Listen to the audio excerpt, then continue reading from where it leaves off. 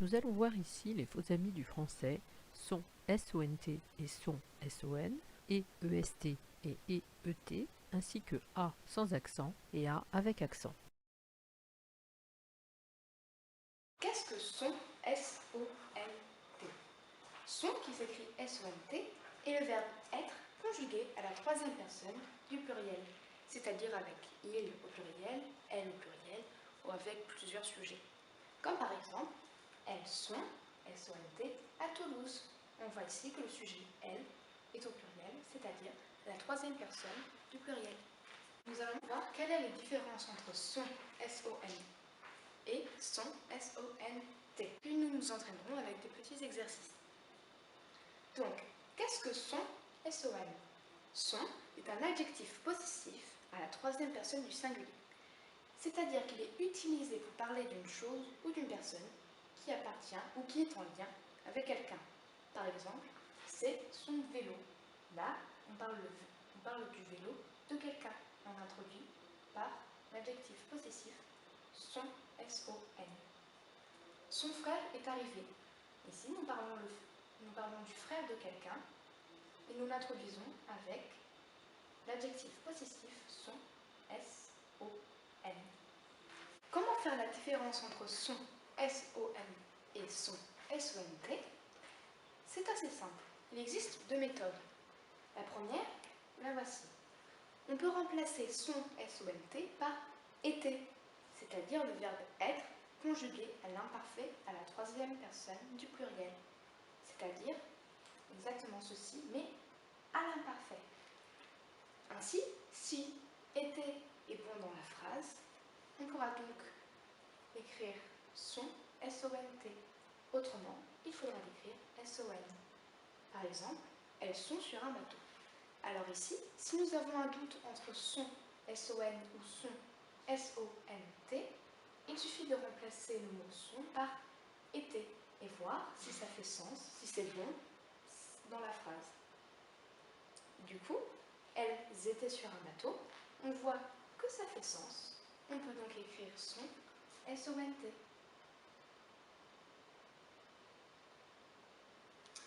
Ici, c'est son chat. Encore une fois, si nous avons un doute entre son, S-O-N ou son, S-O-N-T, il suffit de remplacer son par était et voir si ça fait sens dans la phrase. C'est était son chat. On voit que ça ne veut rien dire, ça ne fait pas de sens. On peut donc écrire son, S-O-N.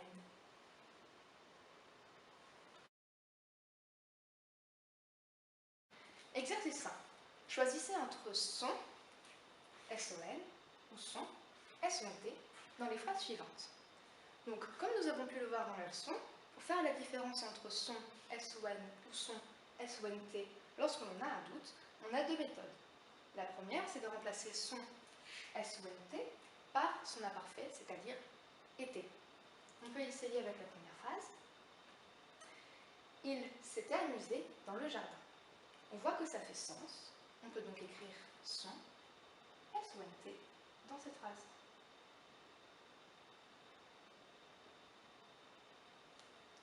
Ensuite, Marie joue avec son cousin. Encore une fois, si on a un doute, on peut remplacer son par était et voir ce que ça donne. Marie joue avec était son cousin. On voit que ça ne fait pas sens. On peut donc utiliser la deuxième méthode pour s'assurer qu'on peut écrire son, S-O-N, c'est-à-dire remplacer son, suivi de ce qu'il désigne, par le sien. Marie joue avec le sien. On voit que ça fait sens, ça veut dire quelque chose. On peut donc écrire son, S-O-N. Marc et Louise sont à la bibliothèque. On utilise toujours les mêmes méthodes. On essaye d'abord avec son S-O-N-T en le replaçant par était. Marc et Louise étaient à la bibliothèque. On voit que ça fait sens. On peut donc écrire son, S-O-N-T. Loïc aide Mathieu pour faire son exposé. Encore une fois, si on a un doute, on remplace son, S-O-N-T par était et on voit si ça fonctionne. Loïc aide Mathieu pour faire était son exposé. On voit que ça ne fonctionne pas. Du coup, on remplace son suivi de ce qu'il désigne par le sien. Loïc aide Mathieu pour faire le sien. Ça veut dire quelque chose. On peut donc écrire son SON. Son piano est bien accordé.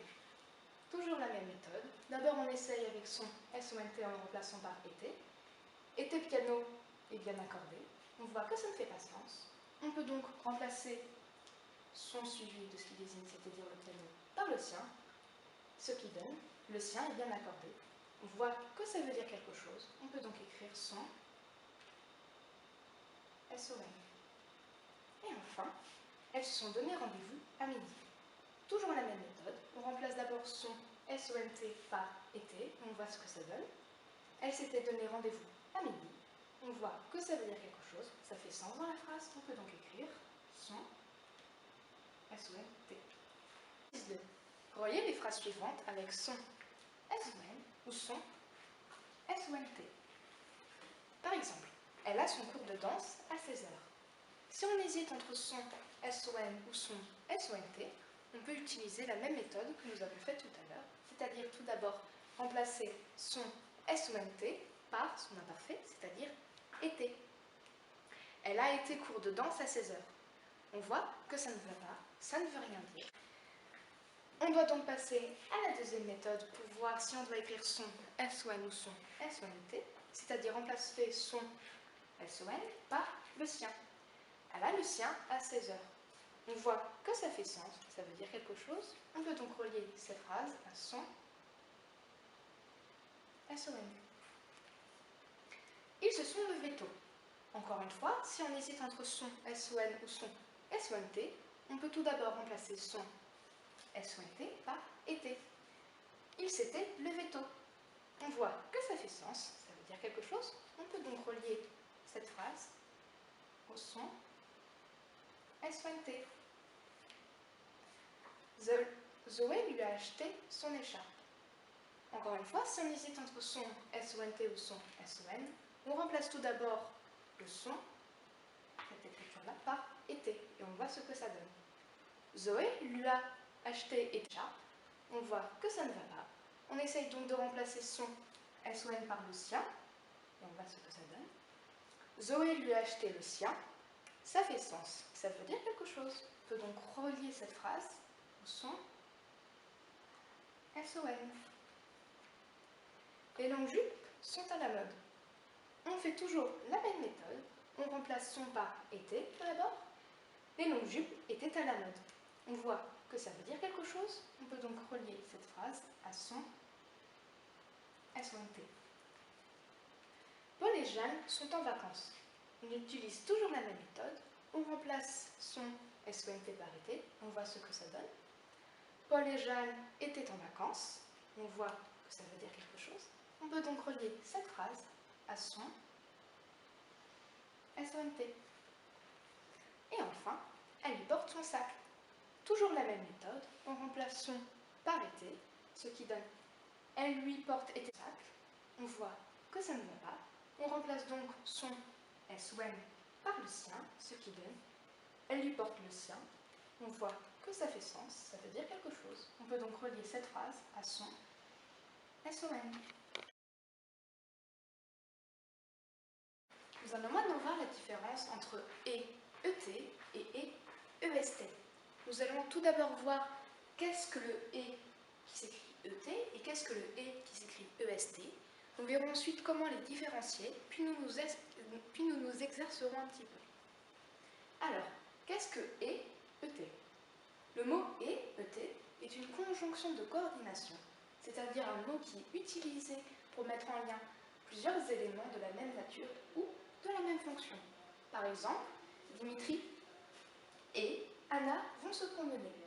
On peut voir ici que Dimitri et Anna ont la même nature, ce sont tous les deux des noms et des sujets, et qui sont mis en lien avec le terme ET. J'ai apporté du pain, du beurre et du fromage. On peut voir ici que l'énumération du pain, du beurre et du fromage sont reliées par une virgule et par le mot ET. En effet, lorsqu'il y a une énumération de plus de 2 mots, comme par exemple ici, où il y en a trois termes. On relie les deux derniers termes par un et non pas ici. Qu'est-ce que EST? EST est tout simplement le verbe être conjugué à la troisième personne du singulier. Par exemple, Léa est EST heureuse d'être là. Donc, comment faire la différence entre ET et EST? Pour faire la différence entre ET et EST, il suffit de remplacer le E qui s'écrit EST par son imparfait, c'est-à-dire était, qui est la conjugaison du verbe être à la troisième personne du singulier, c'est-à-dire avec il ou elle ou autre chose, à l'imparfait. Si était est bon dans la phrase, si ça fait sens, on devra donc écrire le mot et EST. Autrement, il faudra l'écrire ET. Par exemple, Charles est en terrasse. Pour savoir s'il faut écrire EST ou ET, on remplace le terme et par était. Charles était en terrasse. On voit que ça fait sens, ça veut dire quelque chose. On écrira donc EST, comme ici. Tu devrais prendre ton manteau et ton écharpe. Encore une fois, si on hésite entre EST ou ET dans cette situation, on remplace le mot et par était et on voit ce que ça donne. Tu devrais prendre ton manteau et ton écharpe. On voit que ça ne fait pas sens, que ça ne veut rien dire. On devra donc écrire ET.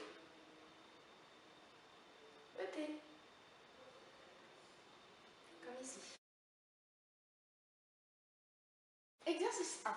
Choisissez ET ou EST dans les phrases suivantes. Par exemple, Suzanne et Morgane sont à la montagne. Si on ne sait pas si on doit mettre ET ou EST, on se pose tout simplement la question. On remplace tout simplement et par était et on voit si ça fait sens dans la phrase. Par exemple, Suzanne et Morgane sont à la montagne. On voit que ça ne fait pas sens et il faudra donc écrire et ET. Ensuite, ton chèvrefeuille est très beau. On utilise la même technique, c'est-à-dire qu'on remplace et par était, on voit ce que ça donne. Ton chèvrefeuille était très beau. On voit que ça fait sens, on devra donc écrire et EST dans cette phrase. Ensuite, ils ont un chat et un oiseau. On utilise toujours la même technique, ce qui nous donne ils ont un chat et un oiseau.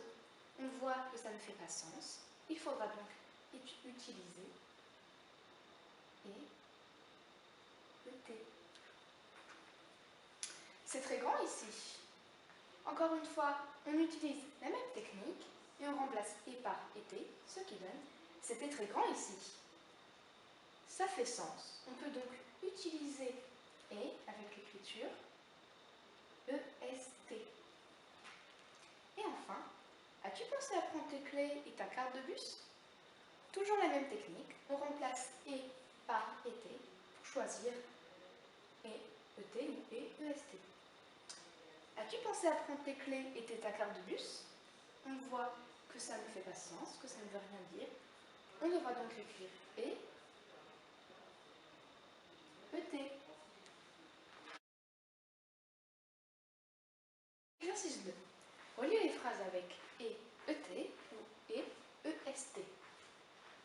Par exemple, j'ai mis du sel et du poivre dans ta soupe.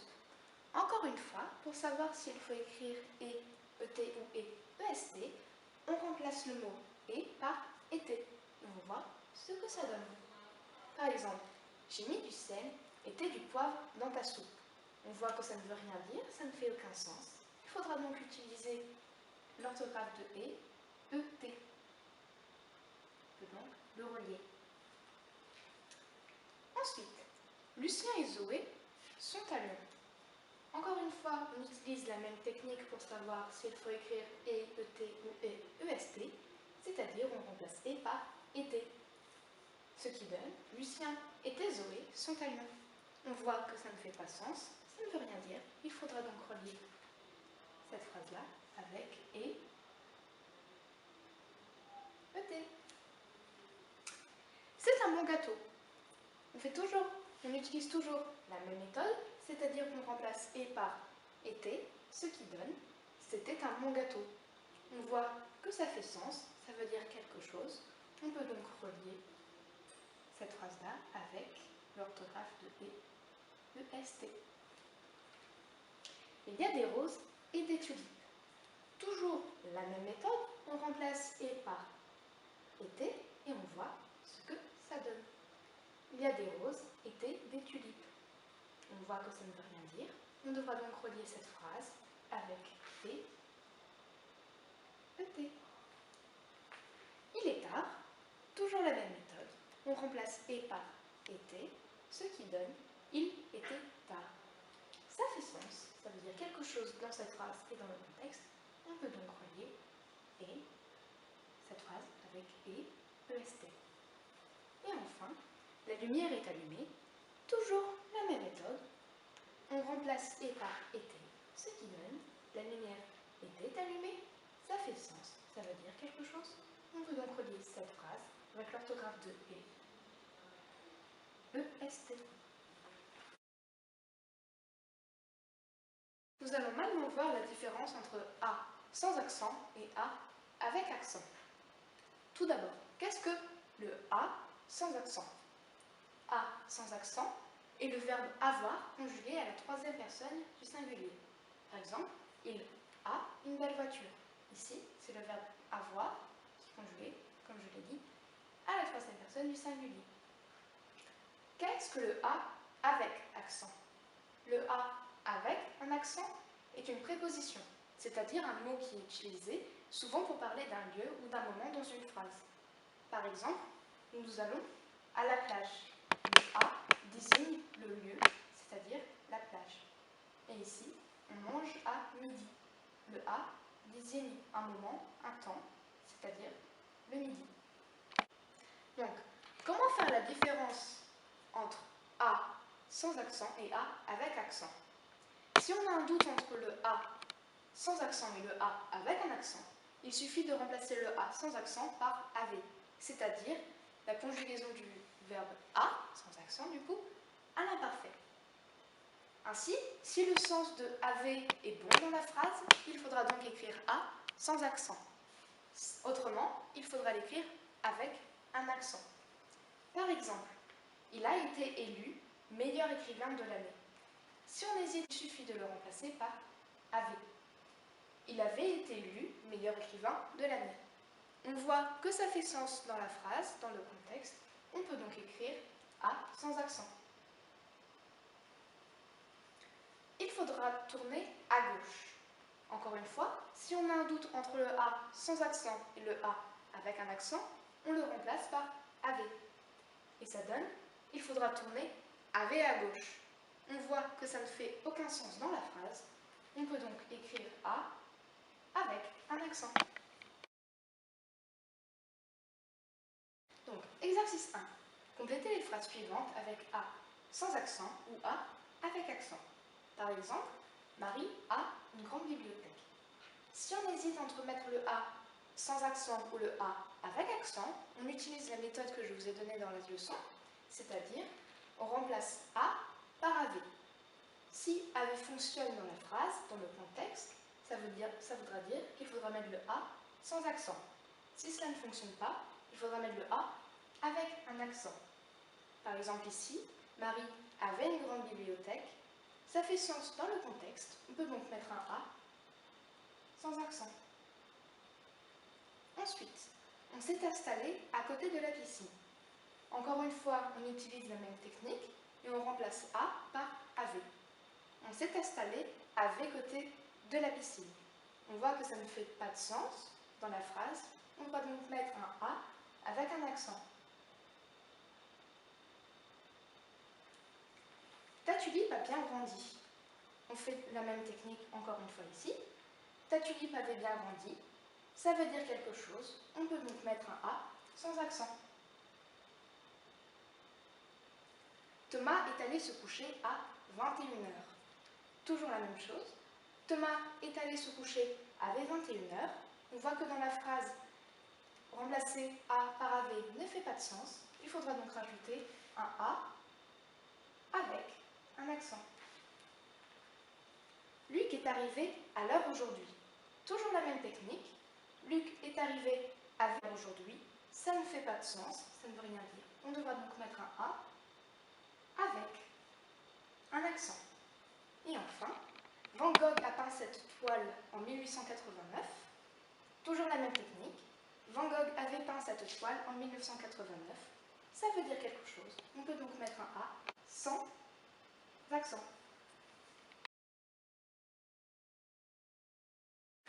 Exercice 2. Reliez les phrases suivantes avec A sans accent ou A avec accent. Par exemple ici, Sarah habite à Paris. Pour savoir s'il faut mettre un accent ou non, avec le A, on utilise la même méthode que nous avons utilisée dans la leçon, c'est-à-dire remplacer A par AV. Par exemple, Sarah habite AV Paris. Ça ne veut rien dire, ça ne fait pas de sens dans la phrase. On peut donc relier cette phrase à A avec accent. Il a des cheveux noirs. Toujours la même méthode, on remplace A par AV, ce qui nous donne il avait les cheveux noirs. Ça veut dire quelque chose. On peut donc relier cette phrase au A sans accent. Rose mange à la cantine. Encore une fois, pour savoir s'il faut mettre un A sans accent ou avec un accent, on remplace A par AV. Rose mange avec la cantine. Ça ne veut rien dire. Du coup, il faudra choisir le A avec un accent. Jules a mangé tout le pain. Toujours la même méthode, on remplace A par AV, ce qui donne Jules avait mangé tout le pain. Ça veut dire quelque chose. On peut donc relier cette phrase au A sans accent. Nous nous sommes levés à 8 heures. Toujours la même méthode, on remplace A par AV, ce qui nous donne nous nous sommes levés à 8 heures. Ça n'a pas de sens. On devra donc choisir le A avec un accent.